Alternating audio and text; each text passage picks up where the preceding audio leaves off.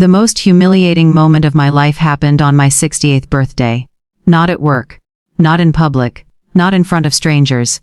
It happened inside my own daughter's house. She'd insisted on hosting a big family dinner.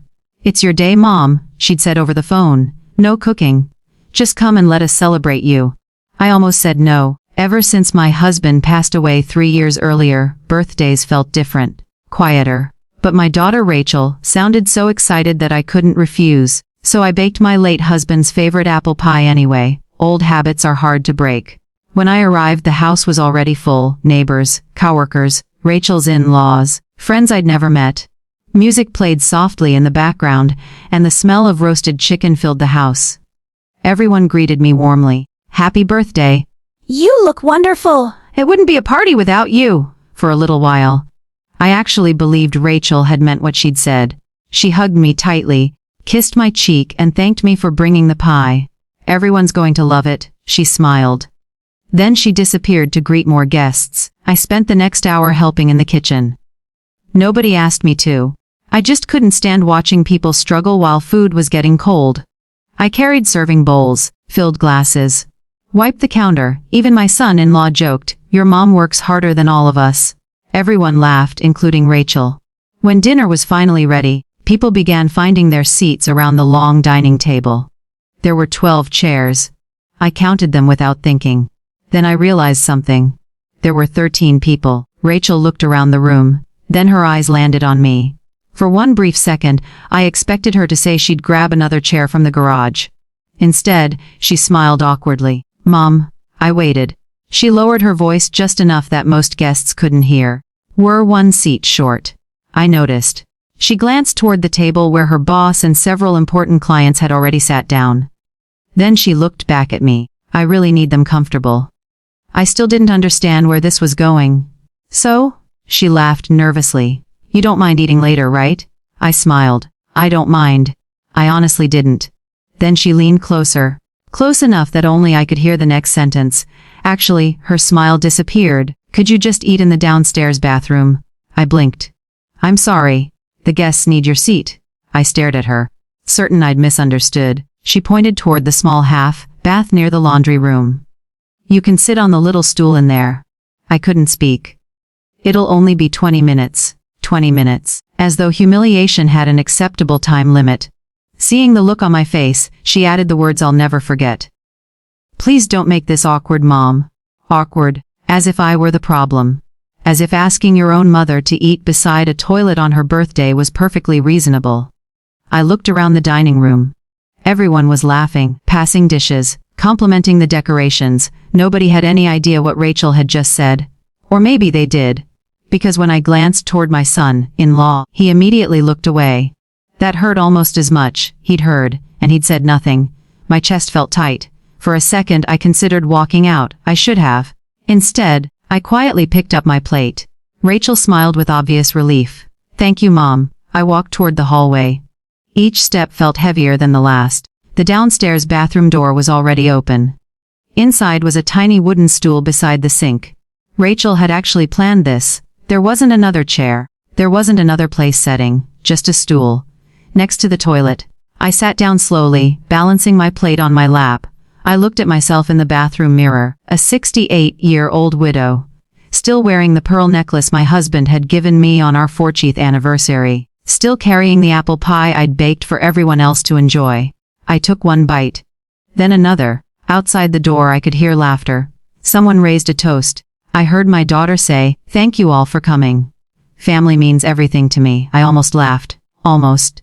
Then my phone vibrated. It was a text message. Not from a family member, not from a friend. From someone I hadn't spoken to in nearly 8 months. It contained only one sentence. "I'm outside. I saw what just happened through the kitchen window. Don't say anything yet.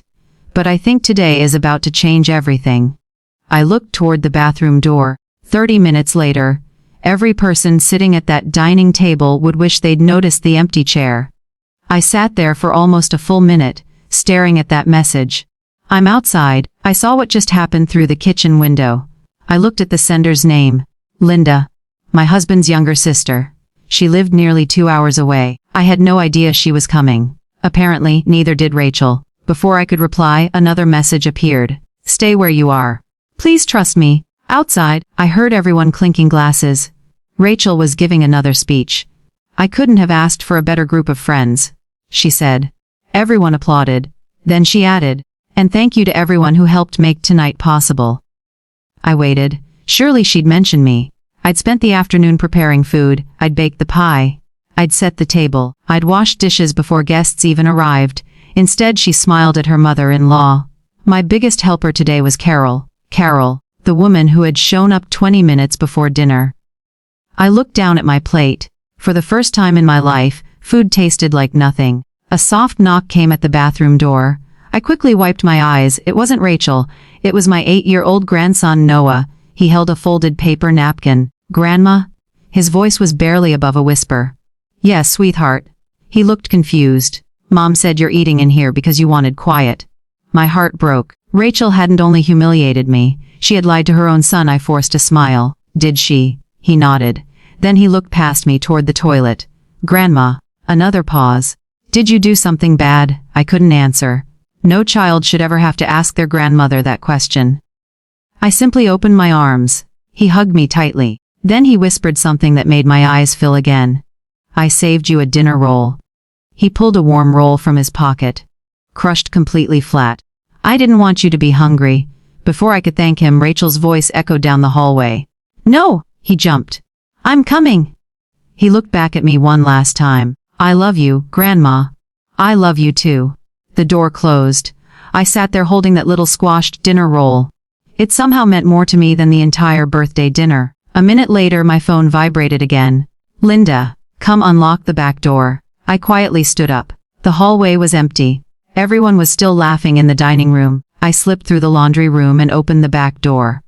Linda stepped inside wearing a heavy winter coat. The moment she saw my face, she knew. She didn't ask questions. She simply hugged me. Then she looked toward the dining room. Is everyone in there? I nodded. She smiled. What are you doing? I came because your husband asked me to. I frowned. What? About 8 months before he died, your husband handed me a sealed envelope. My heart skipped. He told me not to open it. She reached into her purse. And not to deliver it unless I saw someone treat you like they had forgotten who built this family.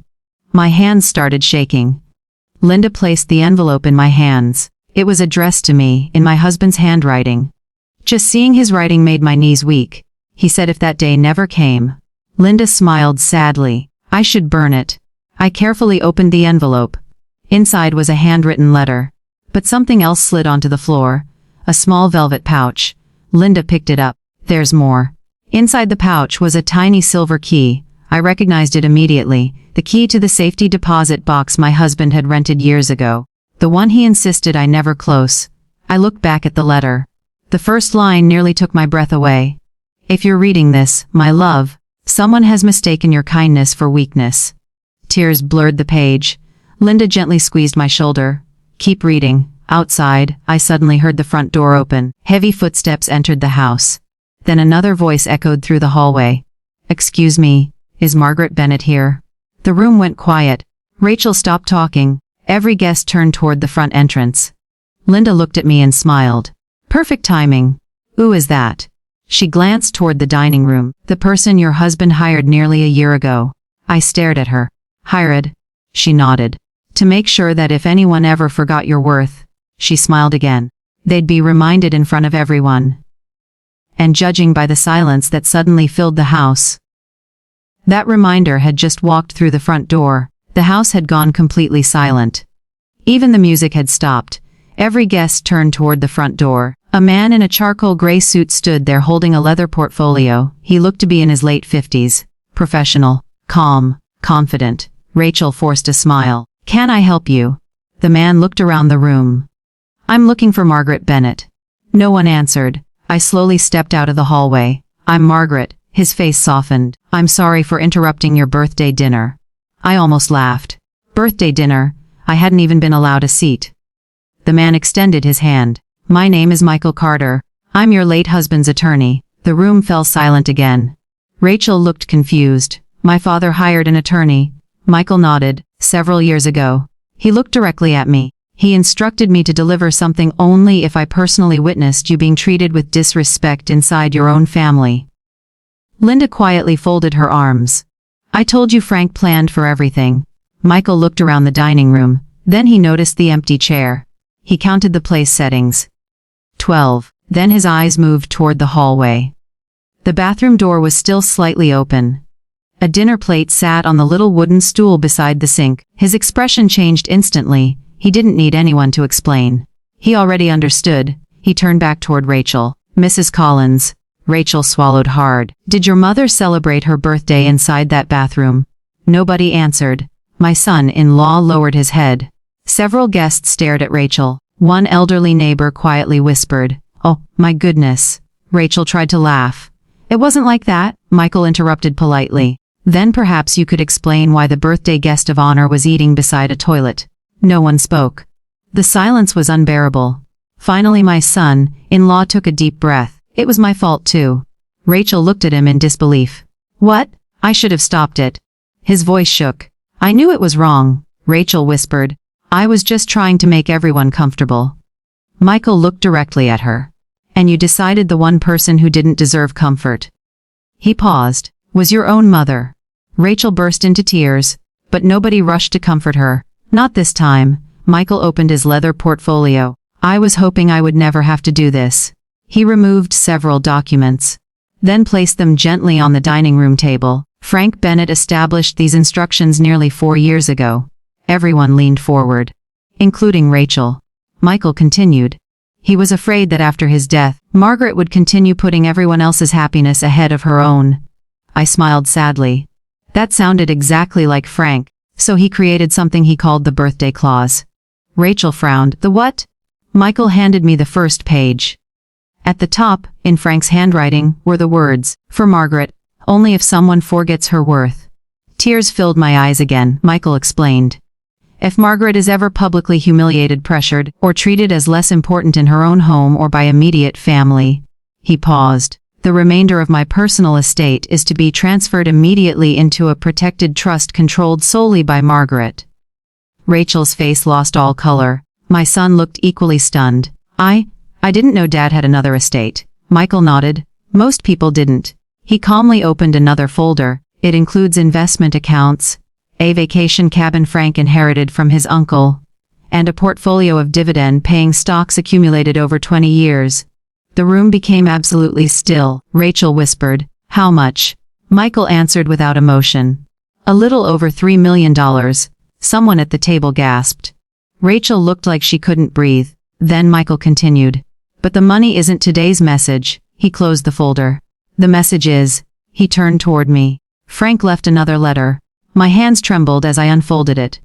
My darling Maggie, if this letter reaches you, it means someone forgot that a mother's place is at the table, not outside it. I couldn't stop crying. The room disappeared around me. All I could hear was Frank's voice in my head. Never let anyone convince you that keeping the peace is worth losing your dignity. If they ask you to shrink yourself so others can feel important, they're asking too much. I looked up. Rachel was sobbing now. Real sobs, not because of the money. Because she finally understood what she'd done. She slowly walked toward me, in front of every guest. She knelt beside my chair. I'm so sorry, Mom. Her voice barely came out. I don't know what happened to me, neither did I. But I believe she meant it. I reached for her hand. Not because everything was suddenly fixed. Because families don't heal in a single conversation. They heal through honesty, one day at a time. 6 months later, Rachel still talks about that birthday, not because she lost anything, because she almost lost someone. Now every Sunday, she insists I sit at the head of the table. Not because I'm the oldest. Not because I'm her mother. But because she says it's the seat she should have protected in the first place. Sometimes Noah still jokes about the flattened dinner roll he hid in his pocket for me. We all laugh, even Rachel. And every year on my birthday, before anyone sits down to eat, my granddaughter points to my chair and proudly says, "Nobody sits there except Grandma." People ask me what changed our family. It wasn't the attorney. It wasn't the money. It wasn't the documents. It was the moment everyone realized that the greatest disrespect wasn't asking an old woman to eat in a bathroom. It was forgetting that she had spent a lifetime making sure everyone else always had a seat at the table.